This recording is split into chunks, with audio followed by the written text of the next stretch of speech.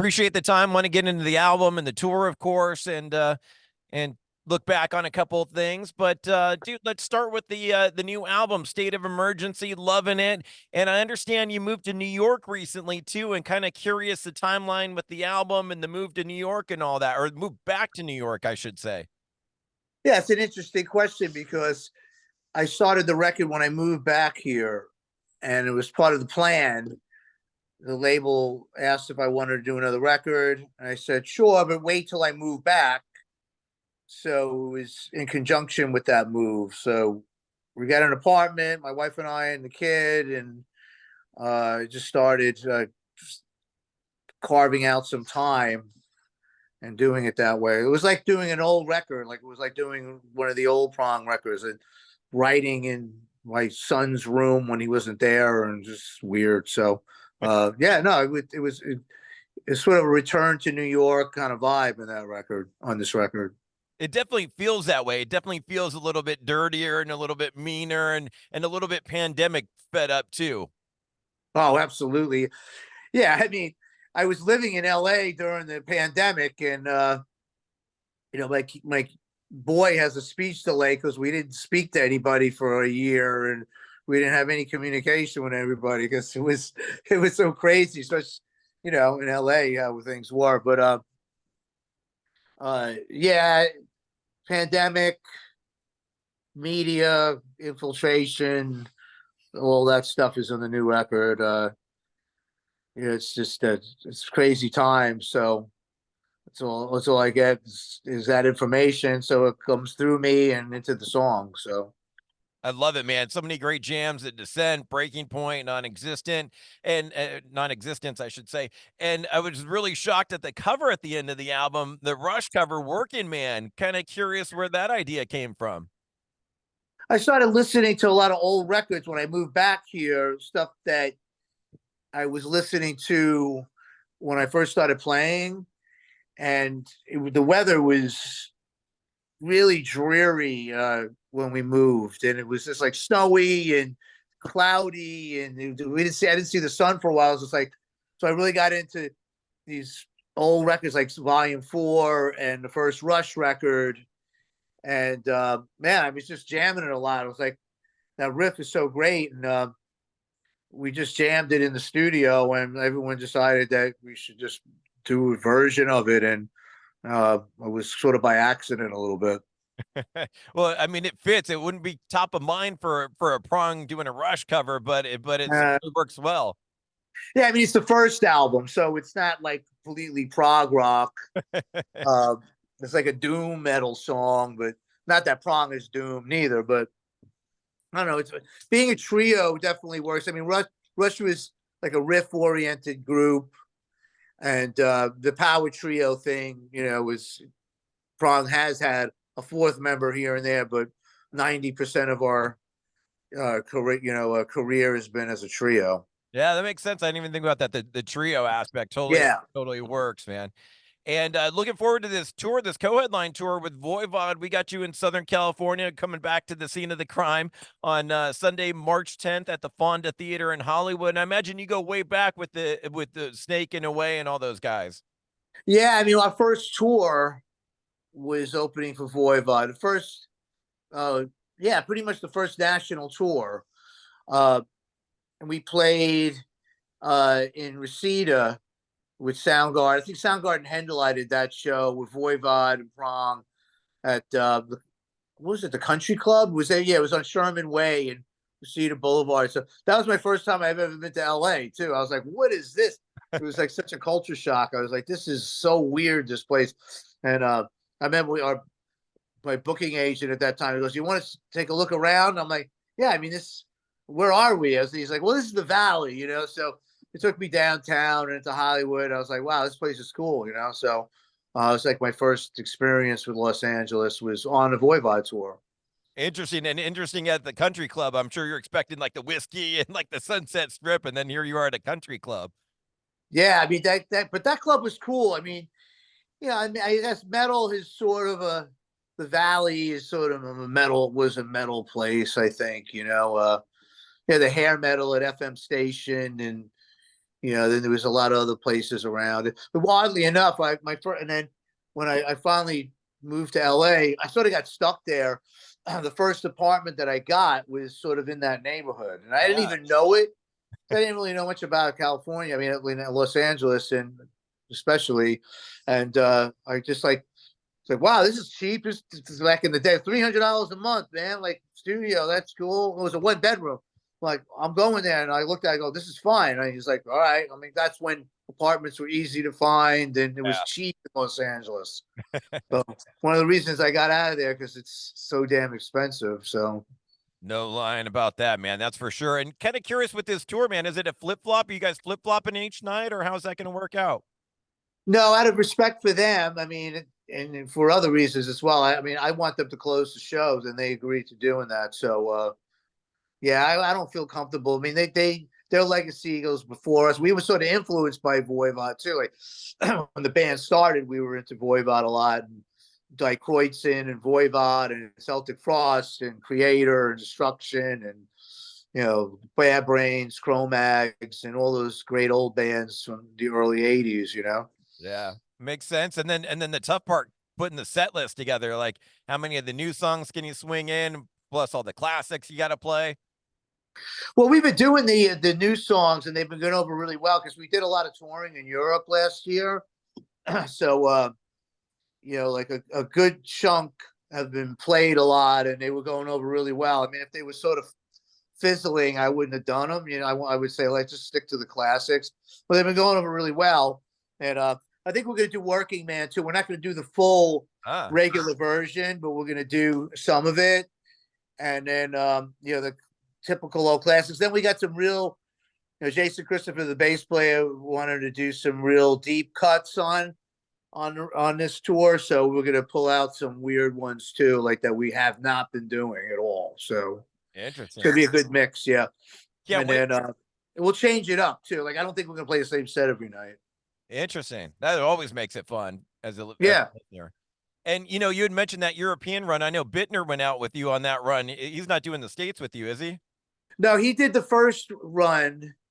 That was in January last year. Then we were back 2 times after that. Jason's great. He filled in and he did a fantastic job, and we would love to have him back. But he's involved in so many things, and we couldn't Sure. really get him to continue with Prong. Man, I would have loved to have seen that though. Him bashing away for you. That Yeah, it was really good. would have been epic. I got to bring it up. It's the 30th anniversary, I'm sure of the cleansing, and just wanted to look back on that a little bit. Big decision at that time to start working with Terry Date for the first time. Yeah, I mean that was to the opposition of our label. I mean, they did not want him to do the record. We were on a major label, and they wanted like a plethora of other producers. So we fought for him, and it worked out great. I mean, they still didn't really, they really didn't know what to do with Prong. I mean, it was a weird thing for them, but that was our strongest record. That's the record that did the best, and KNAC played the hell out of Snap Your Finger, Snap Your Neck, and I think without that, I don't even know if the band would have continued. I mean, having that hit, quote unquote, has still kept the band alive. I mean, that was an important record, and Terry nailed that record. It was a great experience, and we made the right decision with him. Was there any band in particular that you listened to that made you go, "Oh, now I got to work with Terry"? Was there one album in particular? I think it was Louder Than Love, and then it was Soundgarden record. Uh, I think he did an Accused record that we liked a lot, and he did a bunch of things, Sanctuary, and then Pantera. I mean, he was doing a lot of stuff back then. Yeah, I was just curious if there was like that one record that made you go to him. I don't know. I mean, it was probably one of the Pantera records. I think it was that was either one of the first three. I guess I don't remember the timeline when the Prong record came out, but so the guitar, the guitars production on those records are so good, and I wanted to do that. I wanted Prong to have good guitar production, like really cleansing is sort of a guitar record in a way. It's like we're simple, but guitar is way up front in the mix, and It's just sort of a riff record in a lot of ways. Even though we had the dance metal song of Snappy Finger, Snappy Neck. Speaking of that tune in particular, the other part that jumps out really is the bass line, and certainly got to give rest in peace to Paul Raven, the late bassist who was on that track. Yeah, I mean, we're huge Killing Joke fans from the beginning. I forgot to mention that earlier, and it was amazing that Raven got involved in that. Troy, our bass player, quit, so we were sort of stuck. And I knew Raven did from doing a remix for Prong, and I was like, he's calling me up. He's like, "Oh, what's going on, man?" And I'm like, "Oh man, we're looking for a bass player now. This freaking Troy quit." And he's like, "I'll do it, man." And I'm like, "Really?" I mean, he's like, "Yeah." And I'm like, "Oh my god, this is unbelievable." It was simple as that. So Wow. yeah, he came down, and we learned all the songs, and it was great. And last thing on that album, man, that album cover is always so classic with the eye sticking out on the fork. Whose idea was that? Where'd that come from? Another one of those amazing things. I mean, that's like sometimes I always say that you know that's these things sort of just happen because like the more have Prong has planned stuff, the more it's not worked out. Like we had a different cover that I had, and the label did not like it. And this whole process actually delayed the release of the record. They didn't like the cover, so I was with Terry. Actually, we were hanging out, and I think that I don't know what we would eat. We had like some shrimp cocktails or something, and like I had like this cocktail fork.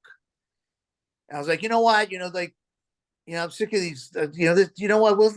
I'm gonna make the album cover like now, like f them, and like the most ridiculous thing ever. And he's like, uh, he goes, well, maybe we could just go to the butcher shop and get like an eyeball. Sent the runner out to go get a bullseye from the butcher shop around the corner, and we just put it on a piece of paper and then a newspaper, this random paper that was laying there, and I stuck the fork in there, and we were like, this is the album cover now.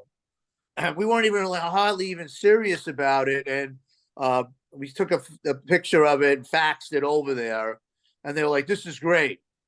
Wow. I figured that would have been something that you would have had to fight for with the label, that kind No, of they liked that one. So, which is cool. I mean, yeah. What they didn't like was, we didn't have band photos. We, like that whole trip wasn't on the cover, and they, had a problem with that. Dude, one other album I got to bring up to you, not as old as that one, but in this day and age, we all listen to music online and Spotify and all that. And I was shocked to see that one of my favorite Prong records, Power of the Damager, not on Spotify. I got to try to get it on there. I mean, we're gonna. I guess we have to go through. I don't know, another service to get it back on there. So I wanted to get it remastered. We were trying to remix and remaster it. Maybe we won't. I don't know. So it eventually will be. So that's something that we got to do. I'm kind of on the business side. I'm always like kind of lazy or whatever. Especially when you got a new record coming out too, it's hard to look backwards. I get it, but yeah, I mean, new records. We're trying to get out the old ones. We're trying to get some rights back. Blah blah blah. All that. Well, man, I appreciate all the time. Last couple of things I wanted to hit you with. It's been great to see the past couple years in our neck of the woods in the Inland Empire, Ontario, at Ontario Arena with Danzig, playing Danzig 2 last year, and then, or no, two years ago, and then Danzig 1 this past September. Right. And great to see that both of those performances. I'm curious for you, man, having to learn both of those albums and then playing them in its entirety. Do you have a favorite out of one versus two? Do you prefer one over the other? That's a good question. I mean, I think that Lucifuge, I like it. I think it's a more developed record. I think it's a better record. I agree. The first one had its impact. It has Mother on it, but I'm a big fan. Lucifuge is one of my favorite records of all time. I think that like the guitar playing is fantastic on that record, and I always those shows are very nerve wracking for me. Like it's hard trying to copy John Christ stuff, and then we had those were big shows, so uh, they were successful, but it's a very difficult gig for me. Is there any song in particular that stands out that you're like, ah, crap, I got to play this one, or that was maybe a little bit tougher than you imagined? Uh, like I'm the one that's kind of tough because it's just like I'm not really like an acoustic guitar guy like that just that could sit there and like with a vocalist. I mean that's not my trip. It never was like so that playing like a blues slide guitar thing is something I've had to learn and try to figure it out somehow. I love it, man. It was a great performance, and I understand you were the kind of the one too telling Glenn like, "Hey, let's just stick to the first three records. That's what people want to hear." I mean, yeah, I mean I mean it's his band. I mean, like I'm not. I think that I'll take the Fifth Amendment, but I mean the first three records are the best ones. I mean, it's just for me they are. I'd slide four in there too. I think the first four, but I'll say three.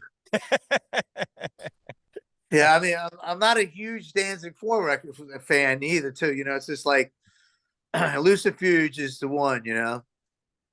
for sure, man. Well, hopefully we get another show and some more Danzig dates in the future. Yeah, man. I don't know. I mean, I hope so too. It's like it's Glenn Glenn is great to play for, and it's just a lot of fun, and he's awesome. So it's cool. I'm getting spoiled out here, 2 years in a row of shows. I'm like, I need another one now. Speaking of band of Danzig and your other guy on stage, Steve Zing, great to hear you on his Black 29 record. Yeah, I mean, it's been a while. I mean, that was a lot of fun. Like Zing is great. I mean,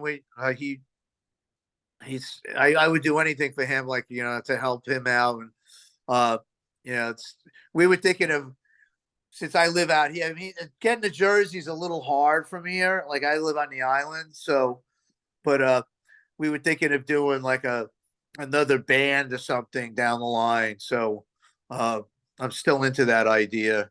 That'd be killer. That'd be killer. Yeah, like something easy, something that we could just. I mean, he's a great singer too. Like, so we could utilize that somehow. And have him play the drums at the same time with the headset or something. I don't know. Maybe just have him sing. Have somebody else will do all that. That'd be killer, man. Tommy, I appreciate all the time. Last Thanks, couple things Mike. I wanted to hit you with a big feature we do called Mandatory Metallic every night at 10 p.m. And you recently just played with those guys at the MetLife Stadium show last summer. Talk to me about that, getting that phone call and then playing that show. Oh, that was amazing. It was another one of those stressful situations because it was outside the at MetLife Stadium, so they set up a big stage out there, and the generator kept shutting off. So they eventually got one in there, and it worked. And they were really good to us. We got backstage, we were hanging out, so it was a fun time.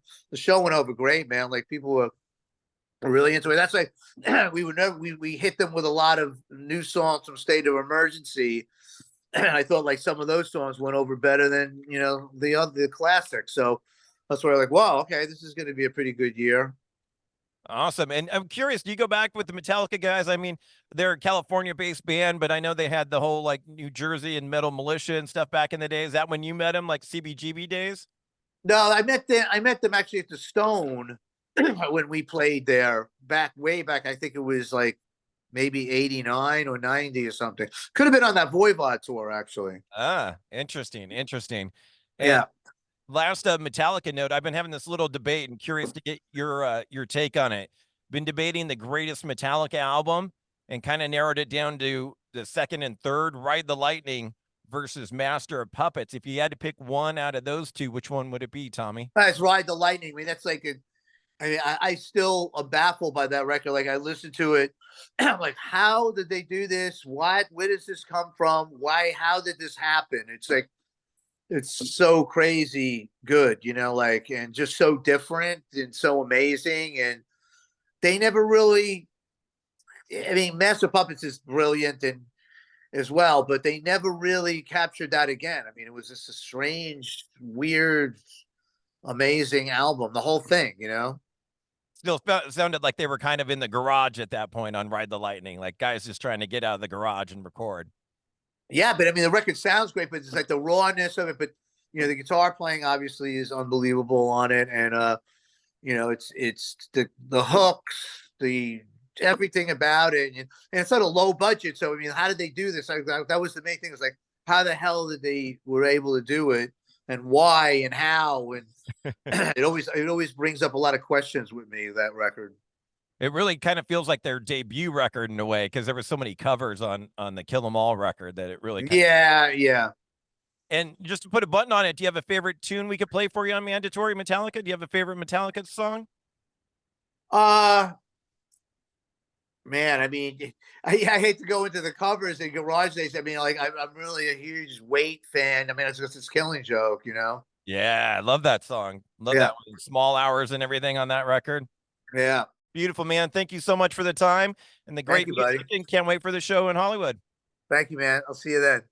Bye bye. Bye. Thanks a lot.